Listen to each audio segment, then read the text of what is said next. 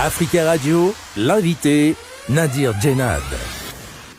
Alain-Claude Billy-Binze, bonjour. Bonjour. Merci beaucoup d'intervenir ce matin depuis Libreville, capitale du Gabon. Vous êtes un homme politique gabonais, président du parti Ensemble pour le Gabon. Vous avez été Premier ministre du 9 janvier au 30 août 2023.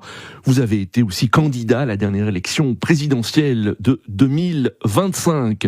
Nous allons aborder plusieurs sujets d'actualité liés à la politique gabonaise. Alors tout d'abord, Monsieur Billy-Binze, depuis plus de 2 semaines, les réseaux sociaux sont suspendus au Gabon. Pour vous, est-ce une simple mesure de régulation ou un tournant inquiétant pour les libertés dans le pays ? C'est un tournant inquiétant. Le pouvoir gabonais est un pouvoir militaire et en tant que tel ne se sent à l'aise que dans un contexte de monodialogue où en fait c'est lui qui s'exprime et les autres ne font qu'écouter. Il ne supporte pas la contradiction. Il ne supporte pas du tout la liberté d'expression, de ton que les Gabonais peuvent avoir sur les réseaux sociaux. Et il est d'accord lorsque les réseaux sociaux le servent, lui, mais pas lorsque les réseaux sociaux le critiquent. Et donc, c'est un tournant. Mais c'est un tournant qui concerne aujourd'hui les réseaux sociaux et que tout le monde peut observer. Mais c'est un tournant qui a commencé au Gabon avec l'enfermement de syndicalistes, de journalistes. Et donc, oui, nous vivons un tournant. Alors, vous avez saisi la justice gabonaise la semaine dernière. Concrètement, que demandez-vous au tribunal ? La levée immédiate de cette suspension ou une clarification des pouvoirs de l'État ? Nous demandons 3 choses simples. La première chose, c'est de constater qu'il y a une voie de fait parce que la haute autorité de la communication n'a aucun pouvoir pour prendre une mesure massive, générale, qui prive les Gabonais d'un outil d'expression. La deuxième chose, c'est effectivement de faire une levée de mesures générales. Et la troisième chose, c'est de dire, mais écoutez, il y a eu un préjudice, il y a des acteurs économiques qui subissent un préjudice, il y a des jeunes qui sont des créateurs de contenu qui subissent un préjudice, et il faut réparer ces préjudices-là. Oui. Le gouvernement parle de protection de la stabilité nationale. Est-ce selon vous un argument sécuritaire ou un prétexte politique ? Pour que l'argument sécuritaire soit recevable, il faut qu'on nous dise qu'est-ce qui menace le Gabon aujourd'hui. Quelle est la menace qui pèse sur le Gabon ? Non, c'est un argument politique. Aujourd'hui, le pouvoir est déstabilisé parce qu'il est confronté à la réalité de la gestion de l'État, avec une crise sociale qui est très forte, des grèves qui sont ici et là, des coupures d'eau et d'électricité tous les jours. Et en réalité, ils veulent empêcher l'effet contagion, génération Z comme à Madagascar. Ça ne trompe personne. Ils veulent aujourd'hui empêcher la libre expression sur les réseaux sociaux. Alors couper les réseaux sociaux, n'est-ce pas aussi reconnaître que l'État craint l'expression de sa propre population ?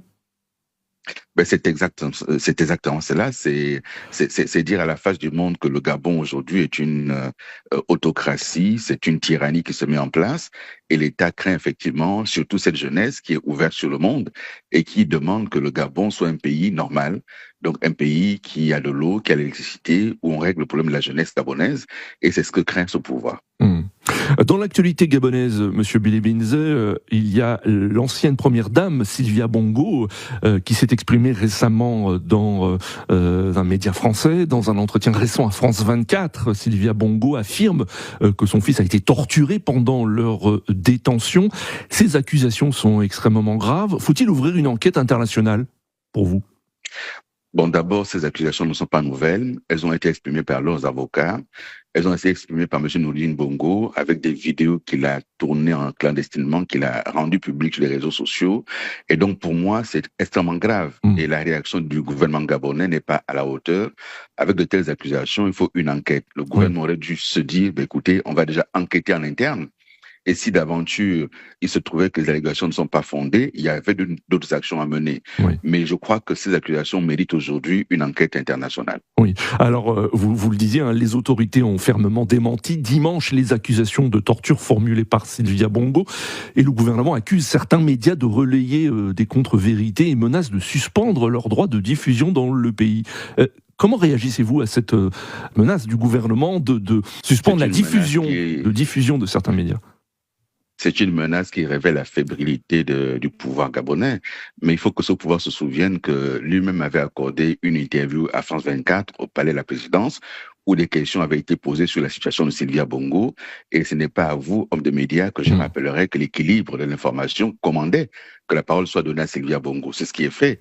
Et donc, un pouvoir qui n'est pas capable d'assumer une contradiction, franchement, c'est pas à la hauteur. Oui. Alors le général Brice Clotaire Oligui Nguema avait justifié le coup d'État de 2023 par la promesse d'un renouveau démocratique. Plusieurs années plus tard, ce renouveau est-il au rendez-vous ? Non, mais c'est même pire que tout. Aujourd'hui, tout est entre les mains du général Oligui Nguema par la Constitution. Il est le chef de tout, il est le chef de l'État, il est le président de la République, il est le chef du gouvernement, il est le chef de la sécurité nationale, il est le président du Conseil supérieur de la magistrature, il est le chef de l'administration. Son parti est hyper dominant dans toutes les chambres du Parlement. Il n'y a aucun parti d'opposition qui a un représentant au Parlement. Est-ce que c'est ça un renouveau démocratique? Non, pas du tout. Nous sommes aujourd'hui sur une dynamique plutôt de retour vers le passé et il y a des menaces réelles de remise en place d'un parti unique. C'est évidemment que nous condamnons, que nous contestons et nous ne tolérisons pas. Oui, alors entre la restriction des libertés, les tensions politiques et les accusations de violation des droits humains, le Gabon n'est-il pas en train de remplacer un système par un autre ? Le Gabon est en train de cocher toutes les cases d'un État qui est aujourd'hui sur la voie d'une autocratie, d'un État qui s'enferme, qui se referme sur lui-même. Mais cela n'est pas surprenant. Lorsque vous avez à la tête de l'État un général qui a trahi sa parole, qui a trahi toutes ses promesses et qui paradoxalement a été accompagné par une forme de complaisance de la communauté internationale, aujourd'hui, chacun n'a qu'à assumer. Nous, Gabonais, nous allons assumer de nous opposer à ce régime, mais il faut aussi que les amis du Gabon comprennent dans quoi nous nous sommes embarqués. Oui, oui. Quand vous parlez des amis du Gabon, vous pensez à qui ? Je pense à tous ceux qui, aujourd'hui, sont des partenaires du Gabon au plan politique, au plan économique, au plan culturel et financier. Oui. Je pense à l'Occident dans son ensemble. Vous pensez à la France en particulier ? Vous pensez à la France ? Entre autres. Oui. Entre autres. Mais il n'y a pas que. Oui. Entre autres, la France, les États-Unis qui coopèrent avec le Gabon, la Chine, l'Union européenne qui coopère avec le Gabon. Il faut que chacun se dise que la question des droits de l'homme n'est pas une question avec laquelle on peut aujourd'hui jouer. Lorsqu'on parle de torture, la torture, c'est crime contre l'humanité. Et là, vous avez des personnes qui vous disent « nous avons été torturés ». Et ce n'est pas un premier cas. Lorsqu'il y a eu le procès récemment, des mis en cause pendant le procès ont dit publiquement devant les magistrats avoir été torturés.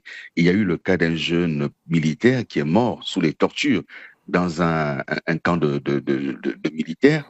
Et tout ceci a été fait sous le général Oligui.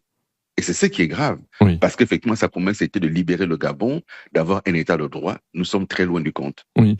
Vous parliez de la France. Faut-il que les autorités françaises changent de politique vis-à-vis du Gabon, vis-à-vis du régime de M. Oligui Nguema ? Mais à tout le moins qu'elle considère qu'aujourd'hui, c'est une dictature qui se met en place. Est-ce que la France accepte une dictature comme partenaire ? C'est la seule question. C'est votre conviction aujourd'hui, le Gabon est une dictature ? Mais ce n'est pas que ma conviction, c'est ce que les faits traduisent. Quand on suspend les réseaux sociaux de manière massive, quand on met des journalistes en prison, qu'on met des syndicalistes en prison, quand on s'autorise comme cela à menacer de fermer la diffusion de médias parce qu'on n'est pas d'accord avec les contenus, ça s'appelle pas autrement, c'est une dictature. Alain-Claude Bilibinze, merci beaucoup d'être intervenu depuis Libreville ce matin sur Africa Radio. Je vous remercie et bonne suite de programme sur votre radio.